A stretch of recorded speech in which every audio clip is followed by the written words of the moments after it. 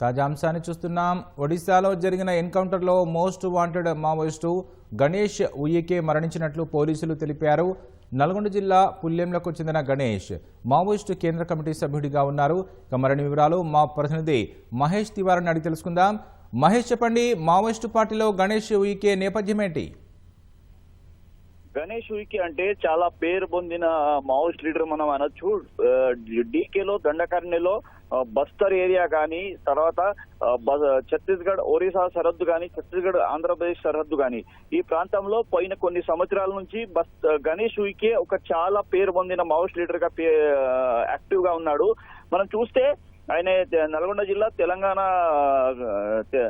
జిల్లా పుల్లిమేల గ్రామంకు చెందిన గణేష్ ఉయికే బిఎస్సీ వరకు చదువుకున్నాడు. మావోయిస్ట్ ఉద్యమంలో పీపుల్స్ వార్ గ్రూప్ నుంచి ఇప్పుడు సిపిఐ మావోయిస్ట్ పార్టీ దాకా ఏదైతే ఆర్గనైజేషనల్ స్ట్రక్చర్ ఏదైతే ఉందో దాంట్లో చాలా కీలకమైన పాత్ర గణేష్ ఉయికేది ఉంది.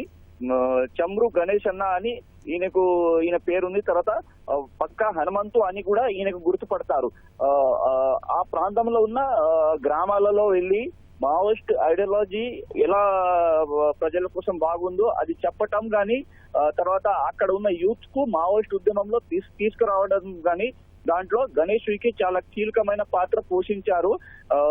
మావోయిస్ట్ దాంట్లో గ్రౌండ్ లెవెల్ నుంచి దళం కావచ్చు, దళం తర్వాత DK ZC Dandakaranya zonal committee నుంచి సెంట్రల్ కమిటీ వరకు దాంట్లో గణేష్ ఉయికేది చాలా పెద్ద పాత్ర ఉంది. అలాగే సెక్యూరిటీ ఫోర్సెస్ పైన ఏదైతే పెద్ద దాడులు జరిగాయో దాంట్లో కూడా గణేష్ ఉయికేది చాలా పెద్ద రోల్ ఉన్నది సెక్యూరిటీ ఫోర్సెస్ ఆఫీసర్ చెప్తూ ఉంటారు. దానివల్ల పోయిన కొన్ని సంవత్సరాల నుంచి సెక్యూరిటీ ఫోర్సెస్ గణేష్ ఉయికే పైన నిఘా పెట్టారు, కానీ ఆయన వాళ్ళకు దొరకటం లేదు. ప్రస్తుతానికి ఆయన మావోయిస్ట్ సెంట్రల్ కమిటీలో ఉన్నారు. అలాగే ఒరిస్సా స్టేట్ రెస్పాన్సిబిలిటీ అతని పైన ఉంది.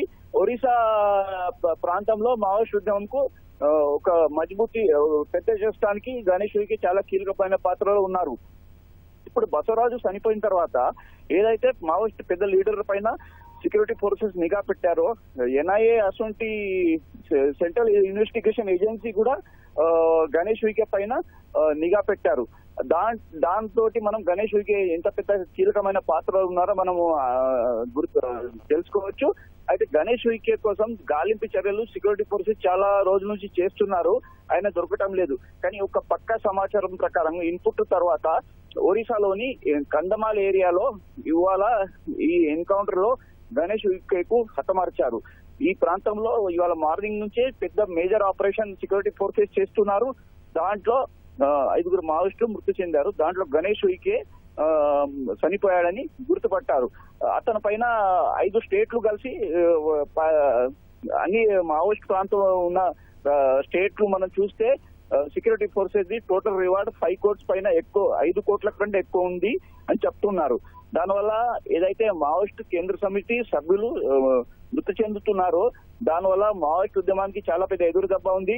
దాంట్లో గణేష్ ఉయికే లాంటి ఒక పెద్ద పేరు పొందిన మావోయిస్ట్ లీడర్ మృతి చెందడం ఇది చాలా పెద్ద ఎదురు దెబ్బ. మార్చి 26 టార్గెట్ పట్టుకుని ఏదైతే సెక్యూరిటీ ఫోర్సెస్ మావోయిస్ట్ ఉద్యమం పైన చేస్తున్నారో దాంట్లో ఇవాటి ఎన్కౌంటర్ చాలా మేజర్ ఎన్కౌంటర్ అని మనం అనొచ్చు. అయితే మహేష్, మావోయిస్టుల కోసం సిఆర్పిఎఫ్ గాలింపు చర్యలు ఇంకా కొనసాగుతున్నాయా? ఆ ప్రాంతంలో ఇప్పుడు కూడా ఆపరేషన్ చేస్తున్నారు, సర్చింగ్ ఆపరేషన్ జరుగుతుంది. ఎందుకంటే గణేష్ ఉయికే లాంటి లీడర్ తోటి చాలా సెక్యూరిటీ ఉంటది. అతనితోటి ఉన్న దళ సభ్యులు కూడా ఎక్కువ మాత్రలో ఉంటారు.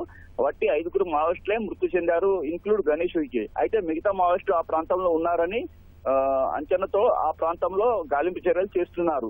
సిఆర్పిఎఫ్ తర్వాత ఒరిస్సా స్పెషల్ టాస్క్ ఫోర్స్ వీళ్ళు ఒక జాయింట్ ఆపరేషన్ ఇదైతే చేస్తున్నారు. ధన్యవాదాలు మహేష్ తివారీ.